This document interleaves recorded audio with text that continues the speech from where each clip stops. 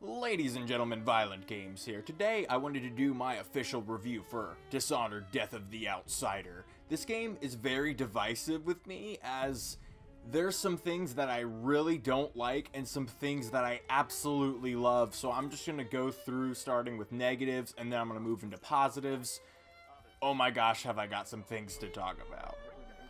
So the first negative I want to address is one that I think is going to be obvious to everyone who's played the previous entries in the game. There's only 3 powers in this game. Dishonored is an awesome game series in my opinion for many reasons, and one of those reasons is just the variety of supernatural powers available. They can adhere to different playstyles, and when you only have 3 of them, there's only so much you can do with those 3 powers, and it makes this roster feel rather limited. To make matters worse, these 3 powers are almost specifically geared towards a stealth playstyle. They don't really lend themselves to open combat almost at all, unless you're gonna try to cheese the enemies by, like, teleporting behind them and stuff. It just feels really out of place and undishonored-like. Like, I feel like in the previous entries, you had a variety of powers to choose from, where you could kind of create your own playstyle. That's not really the case here.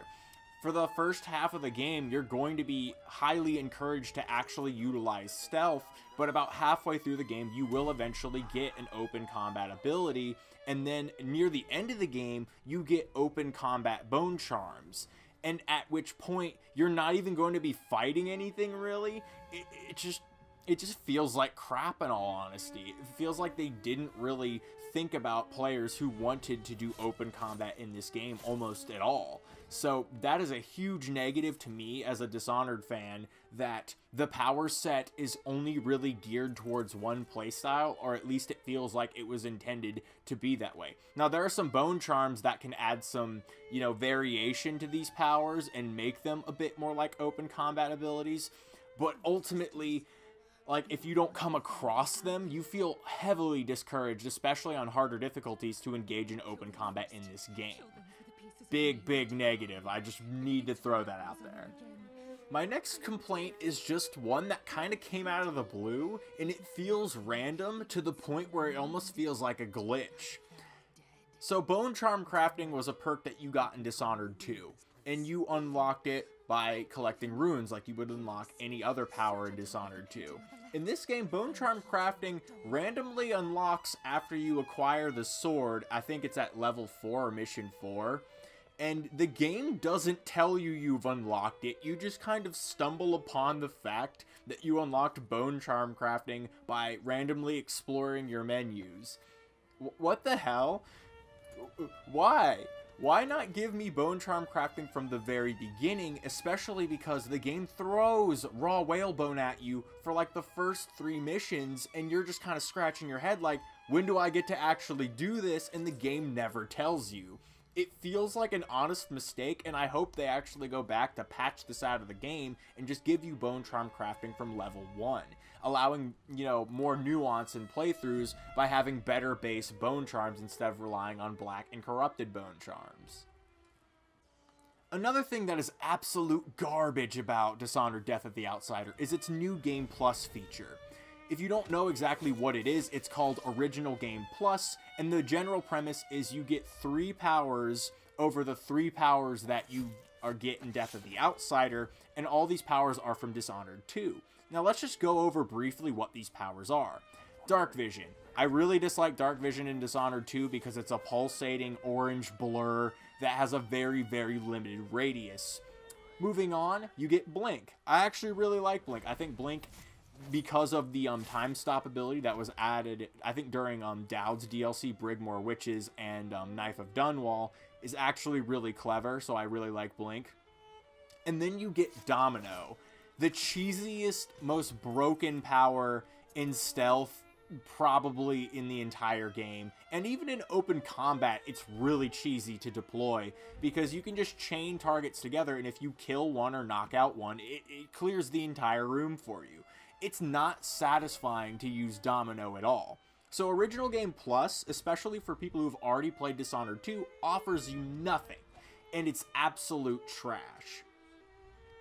And just to throw some insult to injury here, think of the Dishonored 2 New Game Plus. You got to keep your Bonecharm knowledge progress, you got to keep your rune progress, you got to keep your blueprints as well. This game offers you nothing in comparison. And what kills me is, why don't they just give you everything with New Game Plus? Give us all the bone charms from the get-go so we don't have to collect them, and give us all the powers so we can just kind of play around with them and see what we can accomplish with this game engine. This game engine's really, really fun, guys, at Arcane. I'm sure you're aware of that. Why not give players the freedom to play how they want? It's completely, like, beyond me. Like, Bonecharms being on RNG in the first place kind of bothers me, because it doesn't really give you the choice to get things that, you know, complement your playstyle. Like, if you want to play stealth or use semblance, you would want something like, you know, familiar scent, so that dogs can't detect you while you're in a disguise. But you don't get to do things like that in this game, and it really bothers me. I like having the freedom to build my character the way that I want to, and that is completely stripped from this game. And yeah, it just sucks. Gosh. And it's just so lacking compared to Dishonored 2's New Game Plus. It's like, why did they even bother with this? Did they even play through the game this way? Like, it just sucks compared to the vanilla game of Death of the Outsider. You're honestly better off just playing through the game in the vanilla setting. Again, like, literally, that's going to be more entertaining than playing this original Game Plus mode. I've been experimenting with it. It's garbage.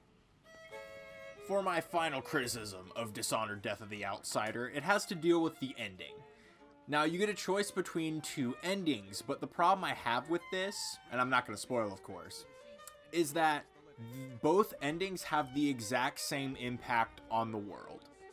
Literally, it does not matter what you do at the end of Dishonored Death of the Outsider. The only change between the two endings is that one has a slightly more positive tone in the beginning, and one has a slightly more negative tone. But if you pay attention, the impact on the world is the exact same. The exact same outcome is achieved regardless of what decision you make, which ultimately makes that decision feel meaningless. And to further add insult to injury, the game does not explain the state of the world at all at that point in time. It doesn't tell you if the world became better as a result of your decision or better as a result of what you did in the game. And it doesn't explain some of the more interesting facts, like what happened to Emily Caldwell? Does she still have the mark of the outsider because of the outcome of this game? I would imagine she wouldn't, but the game never goes into any detail. And when you have such an interesting world, why do you always fail to make an interesting or compelling cutscene? Like, think about it. They could make like a really cool cinematic cutscene that explained what happened in the world as a result of your decision. They just chose not to. I don't know what the point is. It just, when you have this very intriguing lore, and it is good lore, I want, you know, a better explanation than the one I got at the end of this game. So that's really all I have for criticism of this game. I think the ending is kind of underwhelming. It's not like completely unfulfilling. You still understand what happens and everything, but they need to do a better job. Like, this game is close to being like perfect in my opinion, but the way they deliver story in Dishonored is just not good enough. Alright, now that I've kind of dogged on this game heavily, let's move into positive, shall we? There's actually a lot. So, first off, one of my favorite things about this game is how balanced it is. This is the most balanced Dishonored game I've ever played. It's the most difficult. The enemy AI doesn't like to mess around with you. They carry explosive munitions. I just love it. And the fact that the game actually limits your ability to achieve certain bone charms that would make you a bit overpowered in some of these situations adds some balance to it as well. It's like they thought, oh, challenge is actually a pertinent thing that we should focus on with Death of the Outsider. So I really, really appreciate the balance in the game. The enemies have better sight, they do more damage. I just love it. And they got rid of that overpowered stab mechanic that was in Dishonored 2, where if you hold R2, your character will wind up a stab. In this game, you can still do the stab, but it doesn't lead to an instant kill. And I really, really appreciate the thought they put into that. So the balance of this game is fantastic. I love it. It's wonderful. Another thing I have to praise about this game is just the fantastic pacing. Progression feels very awesome in this game. It doesn't feel like you unlock an ability and then it's limited. You kind of have everything from the start of the game, right after the first level, in fact, and you really do feel like you're a badass assassin from start to finish, which is kind of a problem I have with some of the older Dishonored games, as you feel somewhat limited until you reach a certain point or a certain amount of runes. That is not the problem here, and it feels wonderful, honestly. On top of fantastic pacing, we also have fantastic level design in this game. I feel like this was achieved because there's only a few powers within this actual DLC standalone, meaning the developers actually got the time to actually develop levels based around the powers that they give you. It feels awesome what you can do with some of these powers and bone charms.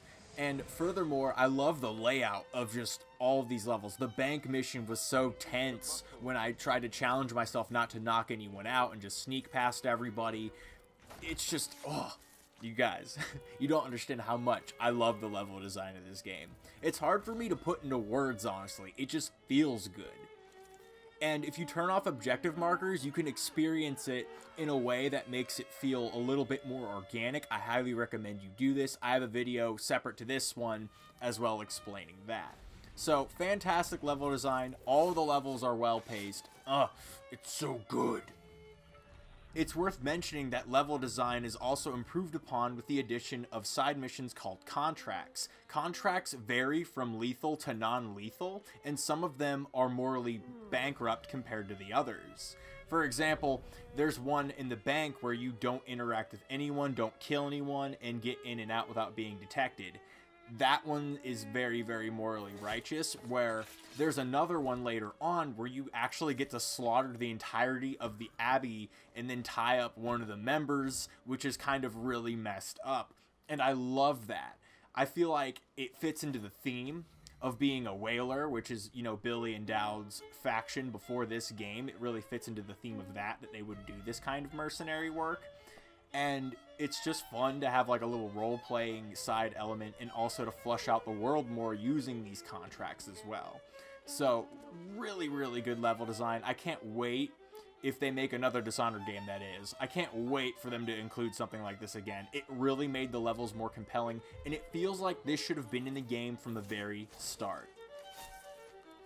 One thing Death of the Outsider definitely has over Dishonored 2 is a much more focused story and a much more interesting lore. A problem with Dishonored 2 is you didn't really learn anything interesting about the Outsider or the Void or anything else. You kind of just went through the story of the game, which wouldn't be a problem, except the game doesn't really seem to have any interest in its own story. They rehashed a villain from a DLC from the first Dishonored game.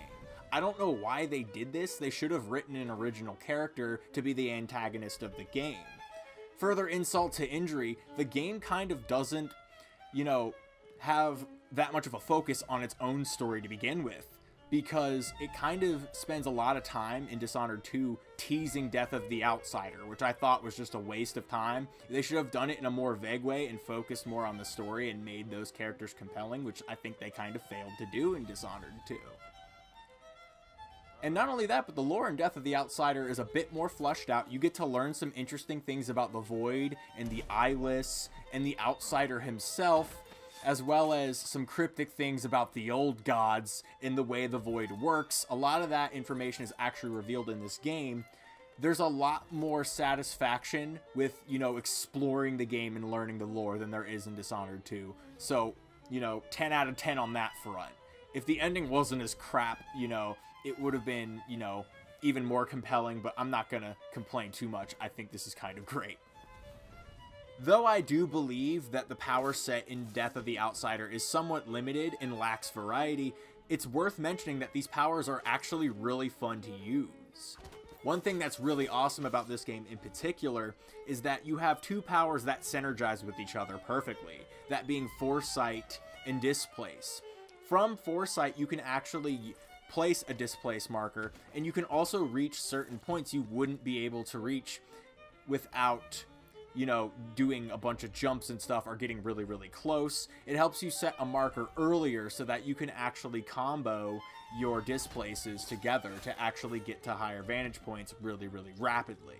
I really love the amount of strategies you can come up with when you use Foresight, scan a bunch of enemies, follow their their pathways, and then plan according from there. You feel really tactical, and it feels like this ability was just meant to be in Dishonored. Foresight is way cooler than Dark Vision.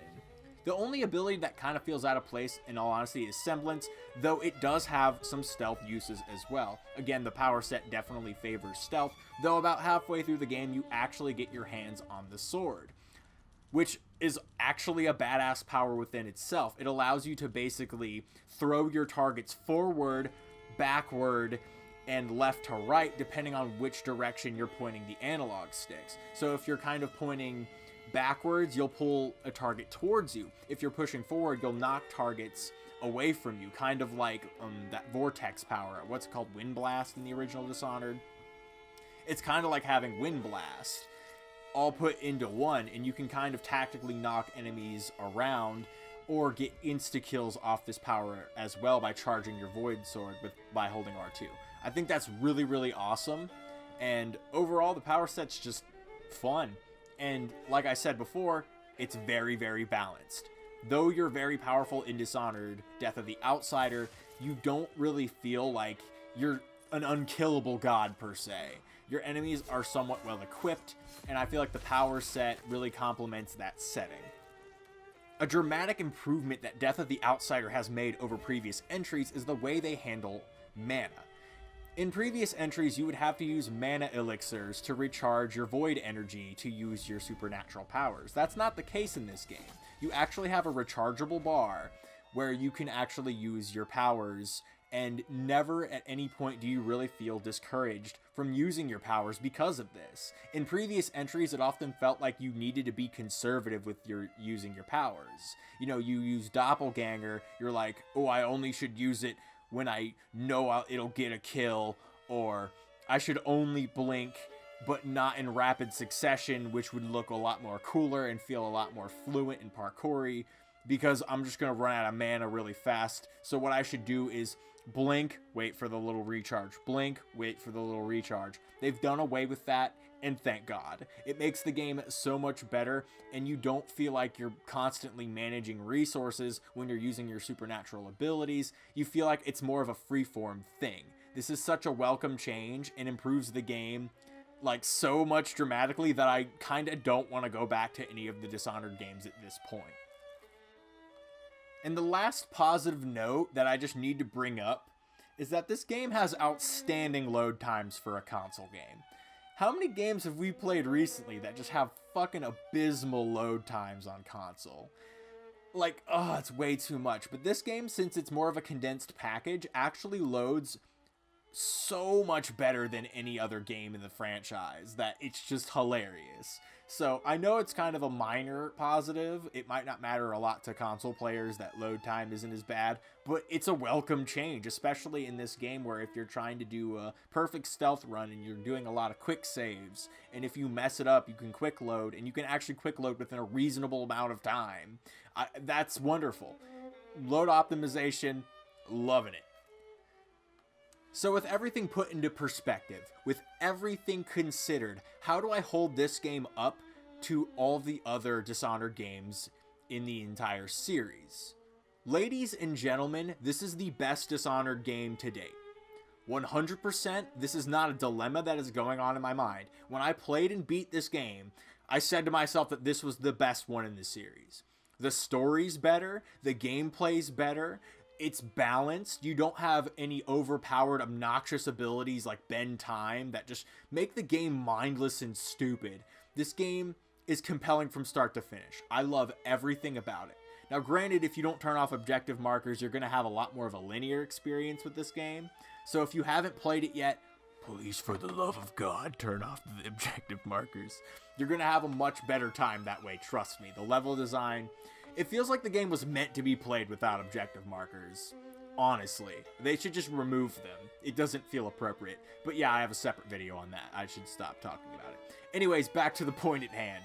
Best game in the franchise. And I understand that I said some negative things about it that are some strong negatives, but they do not detract from the overwhelming positive nature of the pros. The pros far outweigh the cons in this game. Better level design, better gameplay, better mechanics. You know, enemies aren't just pushovers. The mobs can actually get pretty thick if you enter the wrong situation in an incorrect way.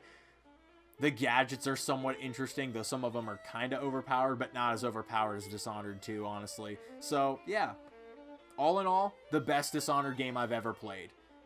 Absolutely fantastic. I don't need to slap a number on that to tell you that the game's good. I might play this game again, in all honesty, just to play it. I'm not sure I can make any content from this game. Simply due to the lack of variety of powers, I can't really make builds or guides or anything of that nature. But I just want to play it again. It's so much fun. Anyways, guys, that wraps up my review. Be sure to follow me on Instagram. I recently adopted some social media to try to, you know, branch myself out a little bit. So I'll post that in the description. I hope you guys will actually talk about your opinions and thoughts about this game in the comments section as well. I'm very interested in getting to know that. I know less people watch my reviews, but the people who do watch my reviews, I feel like they like me more as a person. So I hope to hear from you guys, you know, my smaller audience than my bigger audience. Appreciate you stopping by. This is Violent Games signing off.